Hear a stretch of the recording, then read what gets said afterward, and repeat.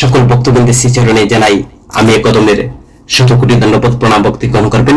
আজকে আমরা আস্বাদন করব জীবের পরম কল্যাণ তিতাব জ্বালা থেকে কিভাবে মুক্ত হব তার উপায় সম্পর্কে। তো সর্বপ্রথম আমার একটি ছোট্ট অনুরোধ আপনাদের কাছে, সম্পূর্ণ ভিডিওটি শ্রবণ করবেন এবং যারা আমাদের এই চ্যানেলে নতুন রয়েছেন পরবর্তী কৃষ্ণ সম্বন্ধে ভিডিও পেতে চ্যানেলটিকে সাবস্ক্রাইব করবেন। আর যারা সাবস্ক্রাইব করেছেন আপনাদেরকে অসংখ্য ধন্যবাদ এবং কৃতজ্ঞতা। হরে কৃষ্ণ ভক্ত মন্ডলী, শ্রীমদ্ ভাগবত মহাপুরাণ জীবের পরম কল্যাণ সাধনের জন্য আমাদেরকে নির্দেশ প্রদান করছেন, সহজ সরল নির্দেশ। কিভাবে আমরা এই সংসার চক্র থেকে মুক্ত হয়ে ভগবত প্রেম সান্নিধ্য লাভ করতে পারি, বা কিভাবে আমরা ভগবত প্রেম সান্নিধ্য প্রাপ্ত হব। যদি এর উপায় সম্পর্কে আমরা আলোচনা করি, তো প্রথমে আমাদের জানা দরকার আমি কে বা জীব কে, জীবের বিষয় সম্পর্কে জ্ঞান থাকা প্রয়োজন। তো জীবের স্বরূপ কি? জীব ভগবানের বা পরমেশ্বর ভগবান শ্রীকৃষ্ণের অংশ। কৃষ্ণ হচ্ছেন বৃহৎ অংশ আর জীব হচ্ছে তার অনুচ্ছেদ বস্তু, যা চৈতন্য চরিতামৃতের আদি লীলায় বর্ণনা করা রয়েছে। ঈশ্বর তত্ত্ব যেন জ্বলিত জ্বলন, জীবের স্বরূপ জৈছে স্ফুলিঙ্গের কণা। তো ঈশ্বর তত্ত্ব প্রজ্বলিত অগ্নির মতো, বিশাল অগ্নি, বৃহৎ, আর জীব হচ্ছে এই প্রজ্বলিত অগ্নির কণার সদৃশ্য ক্ষুদ্র অংশ মাত্র। জীব হচ্ছে ভগবানের অধীন। জীব দুই প্রকার জীব রয়েছে, একটি হচ্ছে নিত্যমুক্ত ও নিত্যবদ্ধ জীব। তো জীবের বন্ধনের কারণ হলো যে স্বাতন্ত্র অপব্যবহার করে ভগবানের প্রতি বিমুখ হওয়ার কারণে জীব বন্ধনের আবদ্ধ হয়, মায়ার কবলে আবদ্ধ হয়েছে অনাদিকাল থেকে পড়িয়া অবধারণভাবে ধরিতে না দেখে উপায়। শ্রীমদ্ ভগবত গীতার 7ম অধ্যায় পরমেশ্বর ভগবান শ্রীকৃষ্ণ বলছেন যে জীব তার ইচ্ছার দ্বেষ এর কারণে জীব অহংকার হয়ে কৃষ্ণ বিমুখ হয়ে সে আবদ্ধ হয়ে পড়ে, আর সেই জন্য সেই পৃথিবীতে আসে। কিন্তু জীব হচ্ছে ভগবানের নিত্য দাস। কিন্তু ভগবানের যে নিত্য দাস, কৃষ্ণের নিত্য দাস জীব ভুলে যায়। কিসের কারণে ভুলে যায়? তার অহম বৃত্তি, ইচ্ছার দেশ, হিংসার কারণে। তো ফলে চতুর্দশ ভুবন তাকে ঘুরতে হয়, এবং এই চতুর্দশ ভুবন ঘুরতে ঘুরতে তাকে বিভিন্ন ধরনের বিভিন্ন দুঃখ, কষ্ট এবং তিতাব জ্বালা ভোগ করতে হয়। তো একমাত্র কারণ হচ্ছে যে আমরা কৃষ্ণকে ভুলে যাওয়া। একমাত্র কারণ হচ্ছে ভগবত বিমুখ হওয়ার কারণে জীব এই যে দুঃখ, কষ্ট, তিতাব জ্বালা ভোগ করছে, তার কারণটাই হচ্ছে কৃষ্ণ বিস্মৃতি হওয়া। আমরা এই জগতে এসে আমাদের যে আসল ধর্ম ভুলে গেছি। নৈমিত্তিক ধর্মকে আমরা লালন পালন করছি, নৈমিত্তিক ধর্ম পালন করছি, আর নিত্য ধর্ম যে আমাদের ভাগবত ধর্মকে ভুলে গেছি। তো নিত্য ধর্ম থেকে জীব ভ্রষ্ট হয়ে নৈমিত্তিক ধর্ম গ্রহণ করে। তো কিভাবে সেটা হচ্ছে ধরুন জলের নিত্য ধর্ম হলো তারল্য। তো যখন বরফ পরিণত হয় তখন অন্য ধর্ম হয় শ্রেষ্ঠ ধর্ম কঠিন, আর এই কঠিন হলো নৈমিত্তিক ধর্ম। তো আমাদের সেই যে নিত্য ধর্মকে ভুলে গিয়ে আমরা ফ্রিজের মধ্যে ঢুকে গেছি। এখন আমাদের যে নিত্য ধর্মকে ছেড়ে দিয়ে আমরা এই জড়জগতের নৈমিত্তিক ধর্ম করছি। আর জীবের যে পরম ধর্ম, সেই পরম ধর্ম সেটাকে আমরা ভুলে গেছি। তো যদি আমরা, যেমন মনে করুন বরফ, সে এখন কঠিন আকার ধারণ করছে, কিন্তু তাকে যদি আবার তরলে নিতে হয় তাহলে তাকে তাপ দিতে হবে। তো যদি আমরা নৈমিত্তিক ধর্মের ভিতরে প্রবেশ করেছি, এখন যদি আমাদের নিত্য ধর্মে ফিরে যেতে হয়, তাহলে ভগবানের ভগবত কথামৃত সাধন করা, হরে কৃষ্ণ মহামন্ত্র জপ করা, কৃষ্ণের নাম জপ করা, ভগবানের নাম করা, সাধন করা, ভজন করা, এবং তার ফলে আমাদের যে নৈমিত্তিক ধর্ম সেটা বরফ থেকে আমাদের নিত্য ধর্মে আবার ফিরে যাব। জীবের পরম ধর্ম হচ্ছে ভাগবতের 6ষ্ঠ স্কন্ধের 1ম অধ্যায় 40নং শ্লোকে, সেখানে যমরাজ বলছেন যে প্রকৃত ধর্ম হচ্ছে ধর্ম তো সাক্ষাৎ ভগবত প্রণীতম। ভাগবতের 1ম স্কন্ধের 2য় অধ্যায় 6নং শ্লোকে সেখানে বলতে সকল মানুষের ধর্ম কি? সকল মানুষের ধর্ম হচ্ছে যে শ্রীকৃষ্ণের প্রতি অহৈতুক অপ্রতিহতা ভক্তি লাভ করা। এতে কি হবে? এতে হবে অনর্থ নিবৃত্তি এবং প্রশান্ত প্রশান্ত লাভ করবে। পরমেশ্বর ভগবান শ্রীকৃষ্ণ তিনি ভগবত গীতায় অর্জুনকে বলছেন, হে অর্জুন, আমি সকলের সমান, আমি বাইরে আছি এবং সকলের ভিতরেও আছি। কেউ আমার প্রিয় নয়, কেউ আবার অপ্রিয় নয়, কেউ আমার দেশও নয়, কেউ আমার মিত্রও নয়, সবই আমার, কিন্তু এর ভিতরে একটু ভেদ রয়ে গেছে। ভগবান সেই ভেদটিকে রেখে দিয়েছিলেন। তো কি সেই ভেদটা? যে ভগবান বলছেন যে যে ব্যক্তি বা যে জীব যে যেভাবে ভক্তির সাথে যে আমার ভজনা করবে, সে আমার হৃদয়ের মধ্যে আছে, আমিও তার হৃদয়ের মধ্যে আছি। সকল জীব আমার সন্তান। পরমেশ্বর ভগবান বলছেন, মামে বংশ জীবলোক জীবলোক জীবভূতা, সকল জীব হচ্ছে আমার অংশ, বা সকল জীব হচ্ছে ভগবানের চৈতন্য অংশ। তো এই জীবই হচ্ছে ভগবানের অংশ। ভগবান বলছেন জীব আমারই অংশ, কিন্তু আমার যে অবিনাশী অংশ কিন্তু প্রকৃত হয়ে প্রকৃতির সাথে জীব তদাত্মার কারণে একটি শরীরধারী হয়ে তারা কি করছে, চতুর্বিংশতি 14 ভুবন বা চতুর্বিংশতি তত্ত্বে আবদ্ধ হয়ে তারা সংসার চক্রে বারবার পুনঃ পুনঃ আবর্তন করছে, 84 লক্ষ জনিতে ভ্রমণ করছে। কখন এই গ্রহে যাচ্ছে, আবার সে অন্য গ্রহে যাচ্ছে, কখন সে একটি দেহ ধারণ করছে, আবার সে অন্যটি দেহ ধারণ করছে। এইভাবে জীব সে আবদ্ধ হয়ে চতুর্বিংশতি আবদ্ধের মাধ্যমে তারা ভ্রমণ করছে, বারবার জন্ম মৃত্যুর চক্রে আবদ্ধ হচ্ছে, তিতাব জ্বালা ভোগ করছে, এবং সে ধরিবারে কোনো উপায় নেই। অনাদি কাল থেকে পড়িয়া বাবার নামে ধরিতে না দেখি উপায়, পুনঃ পুনঃ ভ্রমণ করছে, কিন্তু তারা হচ্ছে ভগবানের অংশ। স্বরূপ বিস্মৃতির ফলে সংসারের বন্ধনের মূল কারণ। তো সংসারের বন্ধনটা আসলে এই বস্তুটা কি? সংসারটা কি? সংসারটা হচ্ছে যে স্বরূপ বিস্মৃতি। আমি কে? আমি গোবিন্দের সাথে বা পরমেশ্বর ভগবানের সাথে আমার নিবিড় যে অখণ্ড সম্পর্ক, কোন পরিস্থিতিতে তার সাথে সম্বন্ধের কিঞ্চিত মাত্র সময়ের চিহ্ন আমার বিচ্ছিন্ন হওয়া সম্ভব নয়। অভিন্ন অখণ্ড সম্বন্ধ পরমেশ্বর ভগবানের সাথে আমাদের রয়েছে, কিন্তু জীব সেটা ভুলে গেছে। কি কারণে ভুলে গেছে? জীব ভুলে গেছে তার যে ইচ্ছা, দ্বেষ, অহংকারের কারণে। তো এখন জীব বা জীব রয়েছে দুই ভাবে, জীবের দুই বিভাজন। একটা হলো যে উন্মুখ জীবাত্মা, আর একটি হচ্ছে বহির্মুখ জীবাত্মা। উন্মুখ জীবাত্মা হলো যে সে জেনে গেছে যে সংসারে আমার কেউ নয়, আর আমি সংসারে যে সব অনিত্য, আমি একমাত্র গোবিন্দ, বা গোবিন্দের আমার একমাত্র, আমি গোবিন্দের, গোবিন্দ আমার। এই দেহটা আমি নই, আমি চিন্ময় আত্মা, শরীরের অতীত, ইন্দ্রিয়াদির অতীত, গুণাতীত, লোকাতীত, মায়াতীত, এইসব সে জেনে গেছে। তাকে উন্মুখ জীবাত্মা বলে। সে এটাও জেনেছে আমি ভগবানের ক্ষুদ্র অংশ, আমি ভগবানের সন্তান। ভগবানের সাথে আমার যে নিত্য সম্বন্ধ, অবিচ্ছেদ্য সম্বন্ধ, সেটা কখনো বিচ্ছিন্ন হওয়ার কোনো সম্ভাবনা নেই। উন্মুখ জীবাত্মা তখন জেনে যায় ভগবান আমার, আমি ভগবানের, আমার সব থেকে প্রিয়তম এবং সব থেকে নিকটতম অনন্ত কোটি ব্রহ্মাণ্ডের যদি সমস্ত সুখ একভূত করে আমাকে দেওয়া হয়, বা যদি কাউকে প্রেজেন্টেশন করা হয়, তাহলে ভগবানের সাথে যে আমার প্রিয়তার যে সুখ বা প্রিয়তার সম্বন্ধ, সেই সম্বন্ধ কিঞ্চিত মাত্র তুলনা করা হয় না।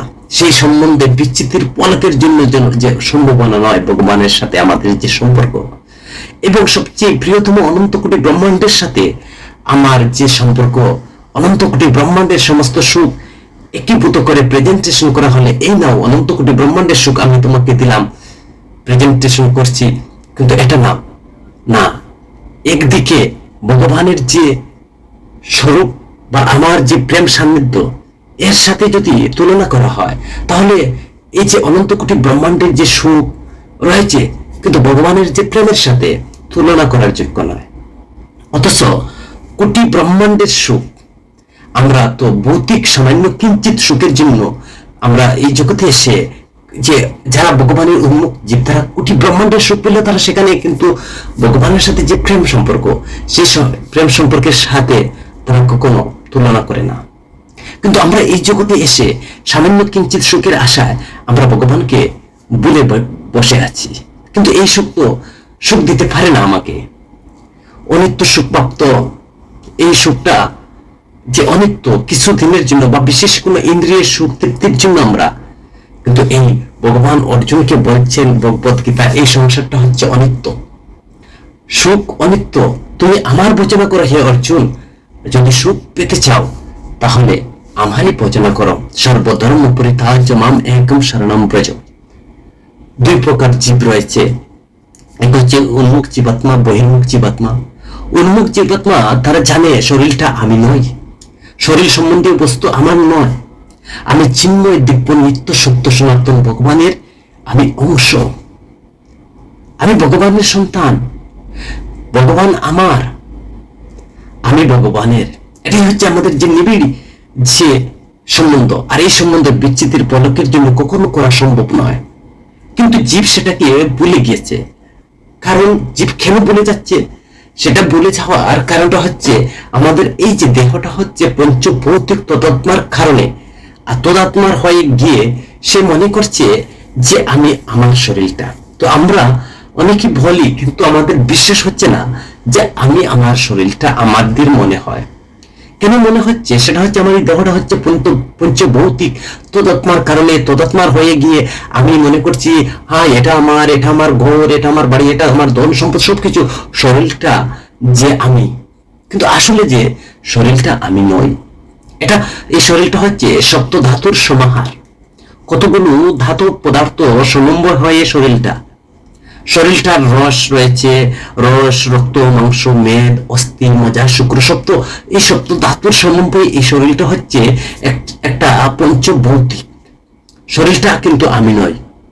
কিন্তু ওই শরীরের যে তদাত্মার চেতন সত্তা এসে তদাত্মার জন্য আমি আমার শরীরের সাথে যে তদাত্মার কারণে মনে করি শরীরটা আমি। শরীরটা আমি কেন মনে করি? আমি এই যে তদাত্মার কারণে, তদাত্মার চেতন শক্তি আসে, চেতন যে শক্তিটা তদাত্মার হওয়ার কারণে শরীরটাকে আমার বোধ মনে হয়। বাস্তবিক কিন্তু শরীরটা তো আমি নই, আমি হচ্ছে পরমেশ্বর ভগবানের অংশ, আমি চিন্ময় আত্মা। এটা বোধ কিভাবে হবে? এটা বোধ হবে তখনই যখন স্বয়ং গুরুদেব আপনাকে জাগিয়ে দেবেন। তিনি বলে দেবেন, যখন জাগিয়ে দেন তখন তাকে তিনি, গুরুদেব তোমাকে এই মার্গটা প্রদর্শন করাবেন, তাকে একটা স্বরূপ দেন, দেখো এই স্বরূপটি তুমি। গুরুদেব তোমাকে বলবেন এই দেহটা তুমি নয়, তোমার স্বরূপটি গুরুদেব বলে দিবেন যে দেখো ওই শরীরটা দেখছো, তুমি যে শরীরটা দেখছো, তুমি এটা পঞ্চভৌতিক শরীর, এটা কিন্তু তুমি নয়, এটা ধ্বংসপ্রাপ্ত।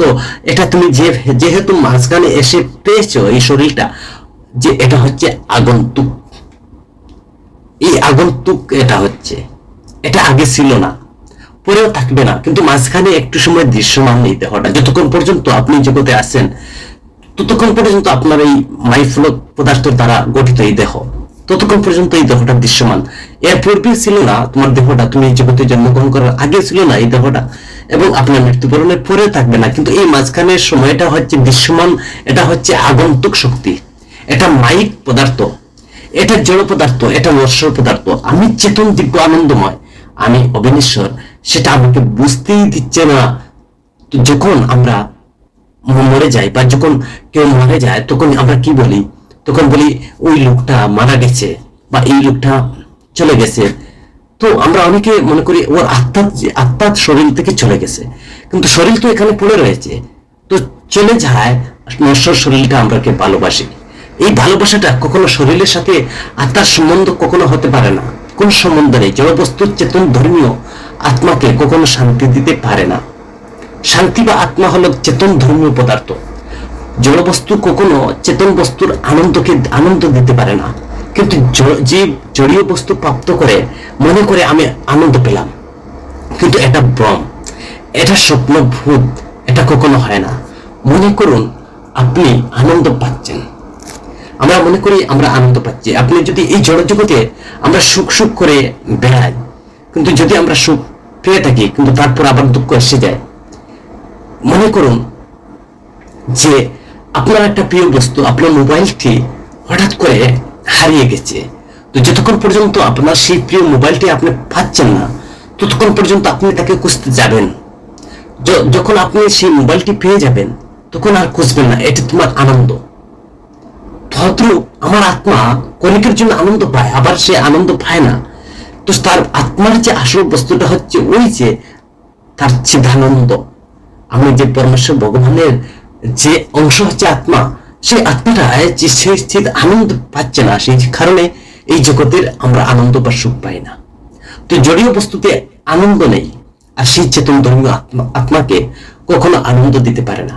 আনন্দ আমাদের স্বরূপ আত্মা, এবং আনন্দ আলাদা বস্তু নয়, একই বস্তু। গুরুদেব কিবা করে তাকে সেই চৈতন্য সত্তাকে জাগিয়ে তোলেন, আর তখন সে বুঝতে পারে শরীর এবং শরীর সম্বন্ধে বস্তু আমার নয়, এটা হচ্ছে আগন্তুক, এটা আগে ছিল না, পরেও থাকবে না, মাঝখানে শুধু একটু দৃশ্যমান। আমি চেতন, দিব্য, আনন্দময়, আমি অবিনশ্বর, সেটা আমাকে বুঝতে দিচ্ছে না যে শান্তি বা আনন্দ হলো চেতন ধর্মীয় পদার্থ। তো এটা হচ্ছে ভ্রম, একটা স্বপ্নবোধ এটাকে মনে হয় না। যে জড়ীয় বস্তুতে আমরা যতই আনন্দ পাই, সেই আনন্দে আমাদের তৃপ্তি হয় না। যদি আমরা একটা সুখ সুখ করে বেড়াই, যদি আমরা সুখ পাই, কিন্তু আরেকটার সুখের জন্য আরো তৃপ্তি, অতৃপ্তি দেহের মধ্যে থাকে। কিন্তু পরম তৃপ্তি লাভ করতে হলে একমাত্র আত্মাকে তার পরমাত্মার সাথে আনন্দ দিতে পারে, আর সেই চেতন ধর্মীয় আত্মাকে কখনো এই জগতে আনন্দ দিতে পারে না। আনন্দ আমাদের স্বরূপ হচ্ছে আত্মা, আনন্দ আলাদা বস্তু না, একই বস্তু। গুরুদেব কৃপা করে আমাকে দেবেন, আমি এর থেকে আলাদা, আমি চিন্ময়, আমি সুন্দর। সেই স্বরূপটি গুরুদেব আমাকে কৃপা করে সেই চিৎ স্বরূপে শুদ্ধ সত্য প্রকাশ, যে রাধারানীর বা রাধারানীর যে মঞ্জুরি স্বরূপ, এটা গুরুদেব আমাকে কৃপা করে দিবেন। এই দেখো তোমার স্বরূপ, তুমি কে, এই শরীরটা আসলে তুমি নয়। তখন শুরু হবে তোমার ব্রজন ক্রিয়া। এর আগে কিন্তু যতক্ষণ পর্যন্ত নিজের স্বরূপ না জানতে পারছি, ততক্ষণ পর্যন্ত ভজন শুরু হলো না, তারপর থেকে শুরু হবে ভজন। আর যতক্ষণ পর্যন্ত জড়ীয় অবিনিবেশ বা অবিনিবেশ শরীরের আত্মবুদ্ধি, ততক্ষণ পর্যন্ত ঠিক ঠিক ভজন ক্রিয়া শুরু হয় না। তখন সেই ক্রিয়াটি হয়, সেই ভজনটি হচ্ছে ক্রিয়াত্মক মাত্র, সেটা ক্রিয়া, একই ক্রিয়া, বাস্তবিকভাবে ভজন নয়। তারপর যখন এই যে সাধনের পদ্ধতি বা এই পদ্ধতি থাকে, যদি আমাকে ঠিক ঠিক ভাবে সেই স্বরূপে যেতে হয়, তাহলে কিন্তু ক্রিয়া আছে। প্রথম হচ্ছে অহংকার দ্বারা আমি শরীরটাকে মনে করি শরীর সম্বন্ধে বস্তুটি আমার, অহংকারের কারণে। আর এই অহংকার হচ্ছে দুটো প্রবৃত্তি রয়েছে অহংকারের, একটি হচ্ছে জড়, অন্যটি হচ্ছে চিত্তবৃত্তি। জড়বৃত্তি হলো শরীরটা আমি, অহংকারের জড়বৃত্তি। যতক্ষণ পর্যন্ত এই জড়বৃত্তি আমার অবিনিবেশ থাকবে, ততক্ষণ পর্যন্ত সংসার থেকে মুক্তির কোনো সম্ভাবনা দেখা যাবে না, বা সম্ভাবনা নেই বলতে চলে। ততক্ষণ পর্যন্ত তাকে এই সংসার চক্রে পুনঃ পুনঃ জন্ম মৃত্যুর আবর্তনে আবর্তিত হতে হবে। এই বৃত্তিটাকে নিয়ে যেতে হবে আমাদেরকে চিৎ বৃত্তির দিকে। জড়বৃত্তি কাকে বলে? শরীরটা আমি, আমার শরীরটা সম্বন্ধীয় বস্তু, আমার পত্নী, সন্তান, বাসন্তী, কুটুম্ব, পরিবার, তৎসম্বন্ধীয় বস্তু, ধন সম্পদ, বৈভব ইত্যাদি সবই আমার। যোগ, গৃহাদি, ধন দৌলত, এগুলো আমার। এইসব বস্তু আমাকে সুখ সম্পাদন করবে, কিন্তু এটা আমি যদি মনে করি, সেই জন্য আমি আমার মনে করি। যতক্ষণ পর্যন্ত ওরা আমাকে সুখ প্রদান করবে, ততক্ষণ পর্যন্ত আমরা সুখ আমার মনে করি। সুখ যখন দেবে না, তখন আর সেটা আমার নয়। ধরুন, মনে করুন আপনার একটা বাড়ি বা আপনার একটা বাড়ি ছিল, যখন আপনি সেই বাড়িটা অন্য কারোর কাছে আপনি বিক্রি করবেন, তখন আর আপনি তো সেই বাড়ির মালিক নন, অন্য কেউ সেই বাড়ির মালিক হয়ে যাবে। তখন আর আপনি বলতে পারবেন না যে এই বাড়িটা আমার। তো আমার যতক্ষণ ছিল, ততক্ষণ আমাকে সুখ দিয়েছিল, আমি সেই বাড়িতে বসবাস করেছিলাম। যখন আমার নয়, তখন আর সে সুখ দেয় না। তো আমার যতক্ষণ আমাকে সুখ দেবে, ততক্ষণ হচ্ছে আমার। পত্নী, পুত্র, পরিবার, এই সুখটা যতক্ষণ আপনি সুখ পাবেন, তখন মনে করবেন আমার। তো সেই রকম এটা আনন্দকে আনন্দ দিচ্ছে আমাকে। যে কিভাবে সে আনন্দ দিবে, মনে করুন পুত্র যদি পিতাকে সুখ সম্পাদন না করে, পিতার কথা মতো না চলে, বিপরীত ধর্মীয় হয়ে যায়, বিপরীত ক্রিয়া দেখা যায়, পিতাকে বিদ্বেষ করে, পিতার সুখের জন্য কোন রকম চেষ্টাই করে না, স্বতন্ত্র হয়ে যায়, তখন পিতা বলে ওই ছেলে আমার নয়, কেননা ছেলে আমাকে সুখ দিচ্ছে না। এইসব আগন্তুক সম্বন্ধ ছিল না। যদি সত্যি ভালোবাসে, তাহলে এই সম্বন্ধ হয় না, কেননা একদিন আপনাকে চলে যেতে হবে, নতুবা সে চলে যাবে, আপনি অবশ্যই। আমরা এই জগতে সবাই হচ্ছে মরণশীল, এখানে আলাদা হতে হবে, এটা কিন্তু এই জগতে আমরা আমার আমার সম্পর্ক করি, এটা কিন্তু মিথ্যা। এটা হচ্ছে আগন্তুক সম্বন্ধ, এটা নিত্য নয়।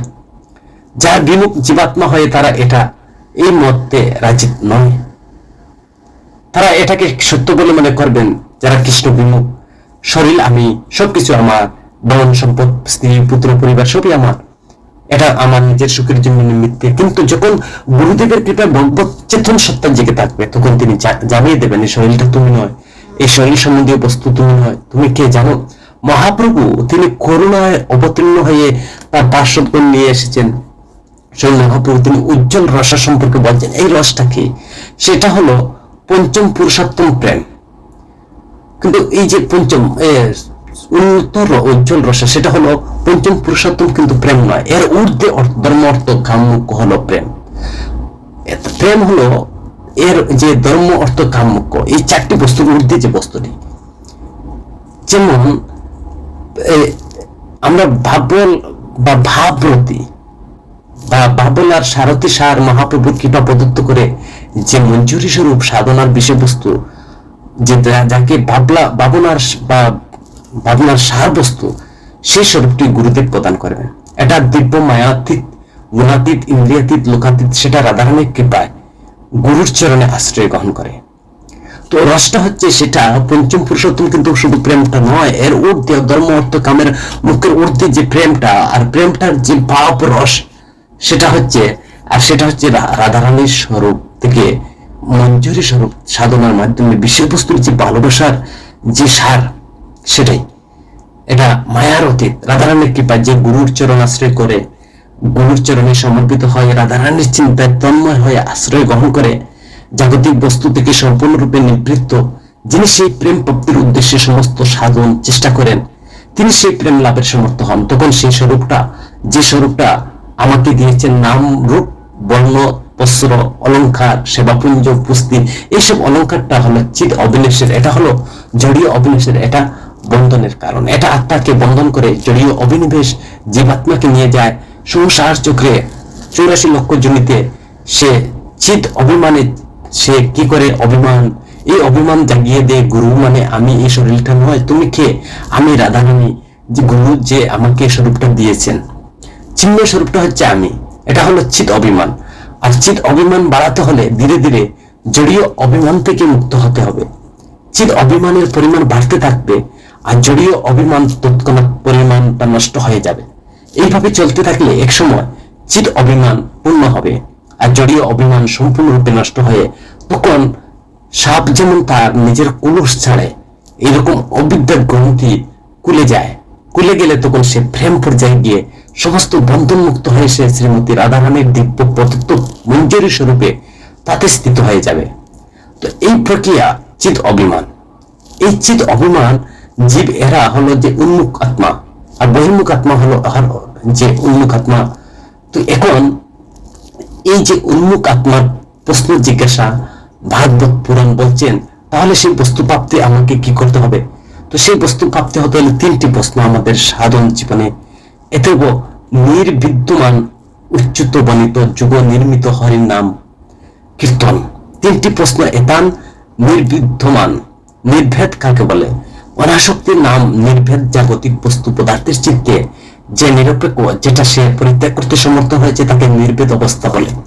আমি জানি তার নির্ভেদ অবস্থা সংসার থেকে বৈরাগ্য না হলে, সংসার থেকে অনাসক্ত না হলে আমি সেই প্রেম পাবো না, আর সেই সাধনা এগিয়ে যেতে পারবো না, এই সংসার চক্র থেকে মুক্ত হতে পারবো না, আমি সেই প্রেমময়ী রাধারানীর প্রেম সান্নিধ্যে প্রাপ্ত করতে পারবো না। একটা জিজ্ঞাসী আমার এটা নির্বিদ্যমান। তো এই নির্ভেদ অবস্থা প্রাপ্তির জন্য আমাকে কোন পন্থা অবলম্বন করতে হবে?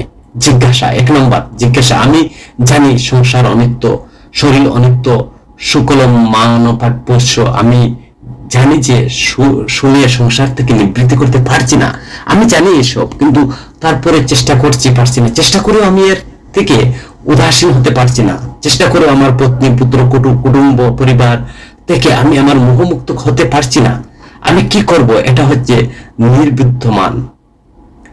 তো ইচ্ছাতম, আমার ভিতরে যে ইচ্ছা, কোন রকম নিবৃত্তি হচ্ছে না। ইচ্ছা 2 প্রকার, একটি হচ্ছে জড়ীয় ইচ্ছা, একটি হচ্ছে চিদ ইচ্ছা। তো জড়িয়ে ইচ্ছা হলো আমার টাকা চাই, পয়সা চাই, ধন সম্পদ বা গাড়ি বাড়ি, শরীর রক্ষার্থে নিমিত্ত কুটুম বর পোষণের জন্য, নানা মঙ্গলের জন্য অনুষ্ঠান কার্য করা প্রয়োজন, যা কিছু তার জন্য আরো পয়সা চাই, আমাকে উপাদান বাড়াতে চাই, বললেই তো হবে। এর জন্য তো ইচ্ছা পূর্তির কি করব? আরেকটা ইচ্ছা হচ্ছে পারলৌকিক ইচ্ছা। মরার পরও আমার কি গতি হবে? মরার পর ভগবত ধাম তো দূরের কথা, এখন এখন এখন যে ভগবানের নাম করছি, ভগবানের সাধন করছি, ভগবানের চিন্তার চেষ্টা করছি, সাধন ক্রিয়া আমি ভোজন করছি, কিন্তু মরার পরে আমার কি গতি হবে? অনেকে স্বর্গ চায়, অনেকে অনেক কিছু চায়, কিন্তু এটা পারলৌকিক ইচ্ছা। দুটো ইচ্ছা আমার ভিতরে রয়েছে, কিন্তু জলীয় ইচ্ছা রয়েছে, পারমার্থিক ইচ্ছা রয়েছে। একটি লৌকিক টাকা পয়সার ধন সম্পদ, ধন দৌলত, বিদ্যা বা এইসব চাচ্ছে, কিন্তু পুত্র কন্যা আদির যে শিক্ষা দেওয়ার জন্য আমার তো অর্থ পয়সা টাকার প্রয়োজন। সব লৌকিক ইচ্ছা। আর পারলৌকিক ইচ্ছা হলো মৃত্যুর পর কি গতি হবে, আমার কি গতি হবে। এই ইচ্ছা পূর্তির জন্য আমি কি করে চেষ্টা করে সংসারের দুঃখ থেকে নিবৃত্ত হতে পারছি না। ধন কামাচ্ছি, সেই ধনের সংকুলন হচ্ছে না, এবং আমার ইচ্ছা থেকে নিবৃত্তি হতে পারছি না। এক লৌকিক ইচ্ছা, পারলৌকিক ইচ্ছা। ইচ্ছা নিবৃত্তির জন্য আমাকে কি রকম, কি ব্যবস্থা, কি পন্থা করতে হবে? ইচ্ছাতম। তো 2 নম্বর প্রশ্ন, যে 3 নম্বর যে অকুত ভয়, সব জীব ভীত সন্তুষ্ট, সব জীবের একটা ভয়। তার ভিতরে 3টা ভয় হচ্ছে মৃত্যু ভয়, জন্ম ভয়, সংসার তিতাব দুঃখ, আদি আধ্যাত্মিক, আদি ভৌতিক, আদি দৈবিক, ত্রিবিধ ভয়। এই ভয়টা আমাদের ভিতরে স্বাভাবিকভাবে। মৃত্যুর ভয়ে সব ভীত। মৃত্যু কেউ চায় না। আমার মৃত্যু হোক, জন্ম মৃত্যুর চিন্তা, সমস্ত আমরা সকলেই বিতস্ত। মাতৃজোটের যদি মূল্যায়ন বা মাতৃ যতক্ষণ পর্যন্ত আমাদের ভগবত প্রাপ্তি না হচ্ছে, ততক্ষণ পর্যন্ত আমি সেই প্রেম প্রাপ্তি করতে পারবো না। ততক্ষণ পর্যন্ত আমার জড়চেতন গ্রন্থি থেকে আমি মুক্ত হতে পারছি না। ততক্ষণ পর্যন্ত আমার পুনঃ আবর্তন মুক্ত হতে পারবে না। যদি বলেন আমি ভোজন করি বা আমি তো সাধন করি ভজন, বা আমার দুর্গতি বা দুর্গতি হবে না, পুণ্য মাত্র বিধি, ধর্ম পাপন, তো ভালো পুণ্য কাজ করলে স্বর্গে যাবে। তো যাবে, পুণ্য কয় হলে আবার তোমাকে মর্তভূমিতে আসতে হবে, মানব শরীর পাবে। কিন্তু আবার সেই মাতৃজোটের চিন্তা করেন, একটা মাংসপিণ্ডের মাতৃজোটের চিন্তা কল্পনা করেন। 6 মাসে চেতন হয় একটা মাংসপিণ্ড মাতৃজোটের, সেখানে কোনো স্থান নেই। এটা শরীরের দ্বারা যতটুকু শরীরটা আছে, এখানে এত কঠিন নিষ্পেষিত হয়, যেখানে গিয়ে কোন রকম স্থান পাওয়া যায় না। এর মানে জরায়ুর টেন্ডেন্সি হলো যে সংকুচিত হওয়া, সবসময় সংকুচিত হচ্ছে। আর জীবটা পেশিত হচ্ছে একটা মাংসপিণ্ড, মাথাটা নিচের দিকে, পা উপরের দিকে, 45 ডিগ্রি অ্যাঙ্গেলের উপর আছে মায়ের জঠরে। ডিগ্রি অ্যাঙ্গেলটা কি এবার চিন্তা করুন। একটা উত্তপ্ত একটা অগ্নিপিণ্ড, পাটা সোজা করার জন্য পড়ে না, সোজা করতে পারছে না, মাথাটা নিষ্পেষিত হচ্ছে, মাথাটা আর পাটা এক জায়গায় এসে গেছে, গোল একটা অন্ডাকৃতির ডিমের মতো। বলে এইরকম যে পেশেন্ট, একটু চিন্তা করে দেখেন এইরকম কি পরিস্থিতি। এইভাবে 10 মাস থাকতে হয় মাতৃগর্ভে। বলছেন ভূত না ভবিষ্যতে এত কষ্ট, মাতৃজঠরের যে কষ্ট, এটা ভূত না ভবিষ্যৎ না অতীতে, এর কল্পনা করা যায় না। ভবিষ্যতে এত দুঃখের কথা চিন্তা করা যায়, মানে সমস্ত নরকের চরম নরক হলো মাতৃজঠর। চিন্তা করতে পারছেন? এটা একটু চিন্তা করে ভাবুন, যে মাথাটা এইরকম আমাদের পা উপরে, মাথাটা নিচে, এইভাবে মাংসপিণ্ড নিষ্পেষিত হচ্ছে, সবসময় নিষ্পেষিত হচ্ছে। আর সেই ভয়ভীতি এক জন্মায়, আরেক মৃত্যু ভয়, আর তিতাব ভয়। আধ্যাত্মিক, আদি ভৌতিক, আদি দৈবিক। আধ্যাত্মিক শরীরে নানা প্রকার আদি বেদি, আদি ভয়, বিমার আদির কারণে কষ্ট পাচ্ছি। আদি ভৌতিক নানা রকম জীব জগতের দ্বারা আমি পীড়িত হচ্ছি। কুকুর কামড়াচ্ছে, সাপে কামড় দিচ্ছে, বিচ্ছু কামড় দিচ্ছে, এরকম কোনো না কোনো মানুষের সাথে ঝগড়া হলে ডান্ডা মাথায় পাঠিয়ে দিচ্ছে, ডান্ডামের। এই হলো আদি ভৌতিক, এগুলো আমাদের কষ্টের কারণ। আদি দৈবিক নানা প্রকার দুর্যোগ, অতিবৃষ্টি, অনাবৃষ্টি, নানা প্রকার বিপত্তি, আমাদের যে কর্মচক্র আমাদেরকে আবির্ভূত করছে, নানা রকম দুঃখ দরিদ্র, আমি বেদি, নানা প্রকার প্রকৃতি মধ্যে কারণে আমি দুঃখ পাচ্ছি, কৃষ্ট হচ্ছি, এটা বলে তিতাব দুঃখ। তো দৈবিক দ্বারা প্রেরিত হয় দুঃখ পাওয়া। অতিবৃষ্টি, অনাবৃষ্টি, শিলার ফসল হলো নষ্ট হলে, এগুলো হলো সেই ঝড়ে বাড়ি ঘর সবকিছু তছনছ করে দিল, এটা হচ্ছে দৈবিক। তো 3 প্রকার তাপ থেকে আমি নিবৃত্ত হব কেমনে, বা কেমন করে আমি সব, এটা তো এটা প্রশ্ন আমার মন। আমি চাইছি একান্তভাবে ভগবত চরণে আশ্রয় করে শরণাগত হয়ে একমাত্র তার চিন্তায় আমার মনকে নিয়োজিত করব, কিন্তু একদমই এক তন্ময়তা বা ভগবত চিন্তনের দেহি বস্তু পদার্থের কিঞ্চিত মাত্র আমার আসক্তি থাকবে না। একান্তভাবে রাধা কৃষ্ণের চরণে বা রাধারানীর চরণে তন্ময় হয়ে যাব, কিন্তু আমি জানি পারছি না। তো আমার দ্বারা নির্বুদ্ধ অবস্থা আমার ভিতরে আসছে না, তো বিবেকের দ্বারা নানাভাবে বুঝিয়েও আমার মনটা নিবৃত্ত করতে পারছি না। এটা নিবৃত্ত মান। আমি প্রশ্ন একটা বিরাট জিজ্ঞাসা, সবাই জানে আমি সংসারে আসক্ত বা আসক্তি হলে ভগবত ভজন হবে না। মনটা যদি ভগবত চরণে লাগাতে হয় তাহলে এর থেকে মনকে মুক্ত হওয়া একান্ত প্রয়োজন। জানি পারছি না, এই প্রশ্নটা আমার ইচ্ছাতম, লৌকিক ইচ্ছা পারলৌকিক ইচ্ছা, এর থেকে নিবৃত্ত হতে পারছি না। অকুত ভয়, সবসময় ভয় ক্লিষ্ট মৃত্যু না, যে কখনো হয় শরীর চেটে চলে যেতে হয়। যদি এই জন্মে যারা একটু উচ্চ পর্যায়ে এসে গেছেন তাদের ভিতরে চিন্তনটা সবসময় আক্রান্ত করছে, তারা এই জন্য জীবনের যদি আমি রাধারানীর চরণ নাও পাই, আবার জানি যে কাল চক্রে আমাকে কোথায় নিয়ে যাবে, আবার কবে আমি সেই প্রয়োজনীয় জন্ম হবে এর সম্ভাবনা আছে কিনা। তো যদি থাকে তাহলে আমি দৃশ্য করে আমার সেই যে কোন ধরনের পিতামাতার কাছে পাবো কিনা, সমাজ জীবনে সেই প্রয়োজন আমি পাবো কিনা, সৎসঙ্গ পাবো কিনা। আচ্ছা, যদি আমি সদ্গুরু পেলাম না, তাহলে ভোজনের মতো আমার যে মানসিকতা চাই, আচ্ছা মানসিকতা হলেও হবে না, ভোজন করার মতো আমার সময় দরকার, যথেষ্ট সময় চাই, নিশ্চিন্ততা বা নিশ্চিত হয়ে তো ভোজন করব। কিন্তু মাথায় যদি হাজার চিন্তা থাকে, তো এটাই তো চাই, এই ছেলের পড়াশোনা, ঘরের অশান্তি, কলহ মুক্ত মুখ, আমি মনটা কি করে কৃষ্ণ সেবা লাগাবো? এ তো জঞ্জালের মধ্যে সদ্গুরুর কৃপা পেলাম, তারপরও ভোজনে আগ্রহ হলো, কিন্তু এরকম মায়ার দ্বারা তাড়িত হয়ে আমি ভোজন করার মতো যে অবকাশ পাচ্ছি না। আচ্ছা, ভোজন করার মতো অবকাশ পেয়ে গেলাম, তো আমার শরীরে স্বাদ নেবে না, আমার গ্যারান্টি নেই যে কোনো একটি ব্যাধি এসে আক্রান্ত করবে, তো ভোজন এক জীবন চৌপাট হয়ে গেল। তো এই প্রশ্নগুলো দাঁড়াচ্ছে, মরার পরে একটা সুন্দর জীবন তো প্রাপ্ত হবে, সেই জীবন ভগবত চরণে প্রাপ্তি করে রাধারানীর সান্নিধ্য লাভকৃত হয়ে যাবেন, এর কি কোনো গ্যারান্টি আছে? অনেকে বলেন এই জন্যই তো ভোজন হলো না, দেখবো আবার পরে দেখবো। কি দেখবো? এখন পেলে হাতে, সেটা তুমি ঠিক কিভাবে করবে, কিভাবে পরিচালনা করতে পারলে না? এই যে জন্মটা, এই জন্য মাতৃ সাধক রামপ্রসাদ একটি গান লিখেছেন, মনোরে তুমি কি শিখা জানো না। এমন মানব জনম রইল পড়ে, এমন মানব জমিন রইল পড়ে, অবাধ করলে ফলতো শোনা, মন রে তুমি কি শিখা জানো না। মানব শরীরটা ভগবানের কৃপার প্রদত্ত, ভগবানের প্রতি কৃপা করে তিনি আমাকে এই মানব তনুটা দিয়েছেন, এটাই হচ্ছে সবচেয়ে বড় কৃপা। আর এই নরতনুর দ্বারা এই ভাগবত বচন করে তুমি পরম শান্তি পদ এবং পরম পদ লাভ করতে, প্রেম পদ প্রাপ্ত করতে পারবে এই নরতনুর দ্বারা। নির্ধয় মানব সুদুর্লভং লবং সুকলপম গুরু দারুণ অনুকরণ। এমন মানব জন্ম তনু পেয়ে ভবসাগর থেকে পার হওয়ার চেষ্টা না করে গুরুর চরণ শরণ, গুরুর পদাশ্রয় প্রাপ্ত হয়ে গুরু সমর্পিত হয়ে ভোজন না করেন, সে আত্মহন্তাকারী নিদহী শরীর মাত্র। নৌকা যেমন সমুদ্র পার হতে গেলে নৌকা চাই, একটা সমুদ্র পার হতে গেলে, তেমনি ভাবে ভব সংসার, বব মানে সংস্কৃত শব্দের বব মানে হলো, ভব সংসার মানে কি, কোথায় কি হলো, বা কেউ নানা ধরনের প্রজাতির জন্মগ্রহণ করতে থাকে, মৃত্যু হবে, আবার জন্ম হবে, এই জন্য এটাকে ভবসাগর বা ভবসাগর পার হতে গেলে এক মানব তনুর আশ্রয় দরকার। আর এই মানব তনুর যদি পড়ে রইল এই শরীরটা, আমি ভগবত ভোজন করতে পারছি না।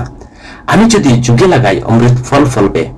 এবং তার মাতৃ সাধক রামজি বলছেন, এমন মানব শরীর পড়ে রইল, তুমি কেতি কিষান, তুমি কেতি জানো না। এই শরীরটা বুকে লাগাও, এটাকে অনর্থ উৎপন্ন করবে, তোমাকে নরকে নিয়ে যাবে। যদি শরীর যুগে লাগাও, তোমার পরম মিত্র পরম বান্ধব হবে। এই শরীরটা মাধবময় এবং এই শরীরে রয়েছে ইন্দ্রিয়, যদি বুকে যায় তাহলে এক ইন্দ্রিয় আমার সবচেয়ে শত্রু দুশ্মন হয়ে আমাকে নষ্ট করে দেবে, মানে আমার আত্মাকে নষ্ট করবে, আমার আত্মাকে সংসার চক্রে আবদ্ধ করবে। আমি অনাদি কালের জন্য পুনঃ পুনঃ আবর্তনের জন্য তৈরি হয়ে সংসার চক্রে আবর্তিত হচ্ছি। তোমাকে নরকে নিয়ে যাবে। যদি ইন্দ্রিয়গুলো যুগে যায়, তাহলে আমার মিত্র চক্ষু দর্শন, বক্ত দর্শন, বিগ্রহ দর্শন ইত্যাদি চক্ষুর দ্বারা ইন্দ্রিয়ের চেষ্টা বা চোখের চেষ্টা ইন্দ্রিয় আমার মিত্র হয়ে যাবে। কানের দ্বারা হরিকথা শ্রবণ, ভক্ত মুখে হরিকথা শ্রবণ সুধা কর্ণক হরে প্রবেশ করে অন্তঃকরণে তা অন্তঃকরণ শুদ্ধ করে দেবে, হরি ভক্তি প্রদান করতে সমর্থ করবে। হরিকথা এমন শক্তি রয়েছে, হরিকথা শ্রবণ করুন মুখের দ্বারা, শব্দের দ্বারা ভাগবত গুণানুবাদ কীর্তন আদি জীবের ভগবত প্রসাদ সেবন, ইন্দ্রিয় দ্বারা শরীর দ্বারা ভক্তের চরণ স্পর্শন, চরণ সেবন, গুরু সেবা, সন্ত সেবা, বৈষ্ণব সেবা। তাহলে এই শরীরে আমাদের যে ইন্দ্রিয়গুলো মিত্র হয়ে যাবে, ভগবত চরণে পৌঁছাবে। আবার যদি বুকে যায় কষ্ট হবে, উৎপন্ন হবে জন্ম জন্মান্তরে। ভাগবত পুরাণ বলছেন যে এই 3 প্রশ্রয় আমাদের নিবৃত্ত হওয়ার জন্য আমাকে কোনো পন্থা অবলম্বন করছেন। ভাগবত পুরাণ বলছেন এর জন্য তোমার চিন্তার কোনো কারণ নেই, তুমি কোনো সিদ্ধান্ত করার কারণ নেই, তোমার বিচার প্রয়োজন নেই। কি করবা? নির্ণতম মানে হলো অতীতকাল, এটা নির্ণয় হয়ে গেছে। তিনি বলছেন যে নিবৃত্ত হওয়ার জন্য উপায় স্বরূপ ভাগবত বলছেন যে হরি নামানুকীর্তনম, হরি নাম হরি নাম হরি নামই কেবলম কৌল নাস্তিব্য নাস্তিব্য গতির অন্যতা। শুধু হরির নাম কর। মহাপ্রভু তিনি স্মরণ করে দিলেন, বসিতে খাইতে শুইতে যথা তথা নাম করো। খালের সময় নাই এবং তোমার মন লাগে না, তুমি তো তপস্যা হয় না, শুধু অনুষ্ঠান করতে সময় নেই, তুমি উঠতে বসতে বসতে সবসময় শুধু মধুমাখা কৃষ্ণ নাম জপ করুন, তাহলে তোমাকে এই তিতাব জ্বালা থেকে মুক্ত হয়ে যাবে। হরে কৃষ্ণ ভক্তমন্ডলী, ভিডিওটি যদি ভালো লাগে আপনার পরিচিত 4-5 জন বন্ধু বান্ধবের কাছে ভিডিওটি শেয়ার করবেন।